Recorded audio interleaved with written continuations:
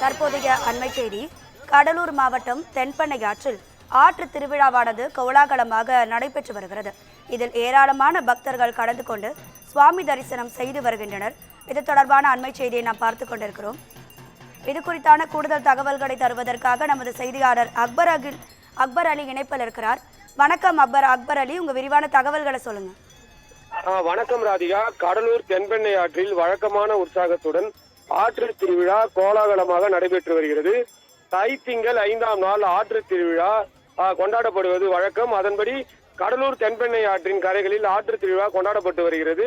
இந்த விழாவில் கடலூர், முதுநகர், புதுநகர், தாழங்குடா, குண்டு, உப்பளவாடி, மஞ்சக்குப்பம், பாதிரிக்குப்பம் உள்ளிட்ட பகுதிகளில் இருந்து சுமார் 100க்கும் மேற்பட்ட கோயில்களின் உற்சவர்கள் அலங்கரிக்கப்பட்டு கொண்டு வரப்பட்டன.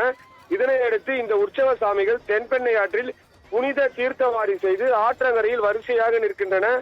ஆண்டுக்கு ஒரு முறை நடக்கும் விழா என்பதால் இதனை காண கடலூர், சிதம்பரம், காட்டுமன்னார் கோவில், புவனகிரி, விருதாச்சலம், விழுப்புரம் மற்றும் புதுச்சேரி உள்ளிட்ட பகுதிகளிலிருந்து ஏராளமான பக்தர்கள் வந்துள்ளனர். பொதுமக்கள் ஆற்றில் நீராடி தாங்கள் கொண்டு வந்த உணவினை உண்டு மகிழ்ந்தனர். மேலும் இந்த திருவிழாவில் அசம்பாவிதங்கள் ஏதும் நடைபெறாமல் இருக்க கடலூர் மாவட்ட கண்காணிப்பாளர் ஜெயக்குமார் உத்தரவின் பேரில் 1500க்கும் மேற்பட்ட காவல்துறையினர் பாதுகாப்பு பணியில் ஈடுபட்டுள்ளனர். ஒவ்வொரு ஆண்டும் நடைபெறும் ஆற்று திருவிழா வழக்கமான உற்சாகத்துடன் தற்பொழுது களை கட்டியுள்ளது. ராதிகா, உங்க விரிவான தகவல்களுக்கு நன்றி அக்பர் அலி.